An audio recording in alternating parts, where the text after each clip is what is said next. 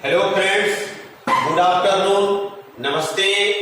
आप जहां पर भी रहें, सुरक्षित रहें, स्वस्थ रहें, यही ईश्वर से हमारी कामना है। मित्रों, पिछले वीडियो में हम लोग वैदिक को पढ़े थे, आर्यों की सभ्यता को पढ़े थे, लेकिन आज के वीडियो में एक ऐसा टॉपिक हम लोग पढ़ने जा रहे हैं जिसे हम कहते हैं धार्मिक आंदोलन। मित्रों, धार्मिक आंदोलन का जन्म क्यों हुआ, क्यों ये धार्मिक आंदोलन हुआ, इस पर थोड़ा सा चर्चा मैं कर देना चाहता हूं। देखिए, जब उत्तर वैदिक युग था तो उत्तर वैदिक युग में कर्मकांड प्रवेश कर गया, अर्थात जो वर्ण व्यवस्था ऋग्वैदिक काल में अर्थात पूर्ववैदिक काल में जन्म पर आधारित नहीं थी, कर्म पर आधारित थी, वही व्यवस्था उत्तर वैदिक काल में जन्म पर आधारित हो गई। अर्थात शूद्र यदि शूद्र कुल में पैदा हुआ है और वो भले वेदों का अध्ययन करना चाहता है, भले क्षत्रिय का गुण रखता है, लेकिन उत्तर वैदिक काल में उसे शूद्र ही माना गया।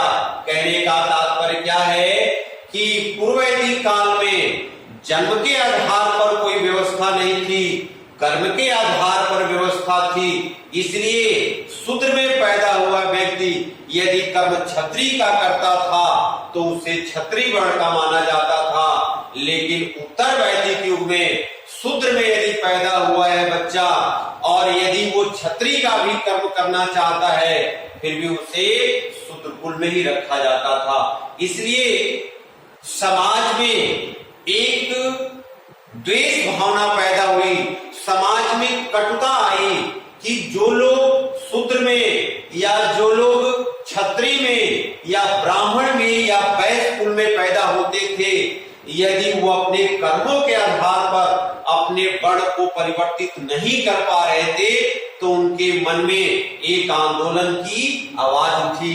दूसरा कारण क्या हुआ धार्मिक आंदोलन के पीछे कि उत्तर वैदिक युग में 1000 ईसा पूर्व के आसपास अतरंजी खेड़ा उत्तर प्रदेश के एटा जिले में स्थित है, वहां से पहली बार लोहे का साक्ष्य मिला। इस लोहे ने कृषि में क्रांतिकारी उत्पादन किया, जिसके कारण अन्य अधिक उत्पादन होने के कारण लोगों के पास जब अन्न अधिक हुआ तो लोग आंदोलन करने की बात सोचने लगे। एक तो वर्ण व्यवस्था, एक कर्मकांड और दूसरा ये लोहे का मिलना, ये कहीं ना कहीं धार्मिक आंदोलन में प्रमुख रूप से योगदान दिए। तो धार्मिक आंदोलन यानी हमारे जो पुरातन धर्म यानी जो हमारा ब्राह्मण धर्म था, इसमें कहीं ना कहीं इस तरह की चीजें आ गई थी जिससे समाज के बहुत ऐसे लोग इससे वंचित हो रहे थे। यही कारण था कि हमारे धर्म में जो व्याप्त बुराइयां थी उसे समाप्त करने के लिए हम लोगों ने एक आंदोलन शुरू किया, भारतीय समाज ने एक आंदोलन शुरू किया जिसका नाम था धार्मिक आंदोलन। और इस धार्मिक आंदोलन के अंतर्गत मुख्य रूप से हम लोग दो टॉपिक पढ़ेंगे, एक जैन धर्म और दूसरा बौद्ध धर्म। तो आइए हम सीधे टॉपिक पर चर्चा करते हैं, अर्थात जैन धर्म। मित्रों, जैन धर्म एक ऐसा धर्म है जिसे ऋषभ देव ने शुरू किया था। अर्थात जैन धर्म में 24 तीर्थंकर थे और 24 तीर्थंकर में हमें 4 तीर्थंकरों से प्रश्न पूछा जाता है और इन्हीं 4 तीर्थंकरों के बारे में हमें अध्ययन करना है। तो आइए थोड़ा सा देखें। जैन शब्द जो बना है ये जिन धातु से बना है, जिसका शाब्दिक अर्थ होता है विजेता, अर्थात जो अपने इंद्रियों को जीत लेता है उसी को हम जैन कहते हैं। तो सर्वप्रथम 24 तीर्थंकरों में सबसे पहले जो तीर्थंकर हुए उनका नाम था ऋषभदेव और ऋषभदेव को ही जैन धर्म का संस्थापक कहा जाता है। लेकिन यदि प्रति संस्थापक प्रश्न बने कि जैन धर्म के प्रति संस्थापक किसे कहा जाता है, ये प्रश्न आया है, तो मित्रों कौन होंगे? महावीर स्वामी होंगे, जो जैन धर्म के 24वें तीर्थंकर थे। तो ऋषभ देव का जो जन्म हुआ था ये अयोध्या में हुआ था। ध्यान दिया जाए, ऋषभ देव का जो जन्म हुआ था कहाँ हुआ था? अयोध्या में हुआ था। और इनकी जो मृत्यु हुई थी ये अठवाय पर्वत अर्थात जिसे कैलाश पर्वत के नाम से जानते हैं, जहां महादेव जी की बात होती है, उसी कैलाश पर्वत पर इनकी मृत्यु हुई थी। इनकी प्रतीक चिन्ह की यदि बात की जाए तो इनका प्रतीक चिन्ह था बैल। और ऋषभ देव का उल्लेख भगवत गीता में एक सर्वश्रेष्ठ प्रवर्तक के रूप में किया गया है। ध्यान दिया जाए, क्वेश्चन बनेगा कि ऋषभ देव, या ये प्रश्न बन सकता है कि भगवत गीता में जैन धर्म का सर्वश्रेष्ठ प्रवर्तक किसे माना गया है, तो कंफ्यूज नहीं होइएगा, क्योंकि पहले विकल्प में महावीर स्वामी देगा और अधिकांश लोग महावीर स्वामी पर ही क्या करेंगे? ट्रिक करेंगे।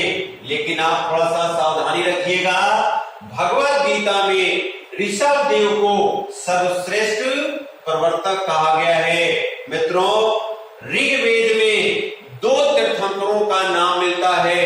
एक तो आप ऋषभ देव जी को जानिए और दूसरे थे अरिष्टनेम। इन दोनों लोगों का उल्लेख ऋग्वेद में किया गया है।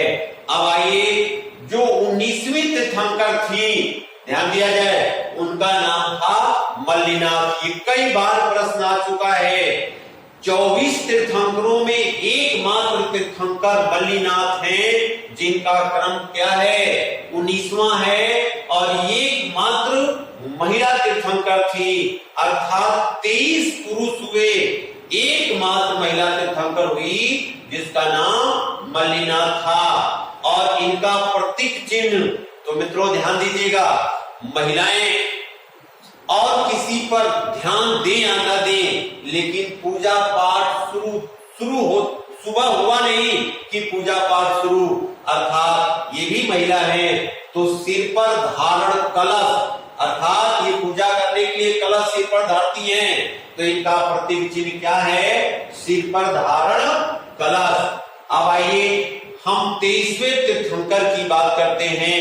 23वें तीर्थंकर ये पहले ऐतिहासिक तीर्थंकर के नाम से जाने जाते हैं, जिनका नाम है पार्श्वनाथ।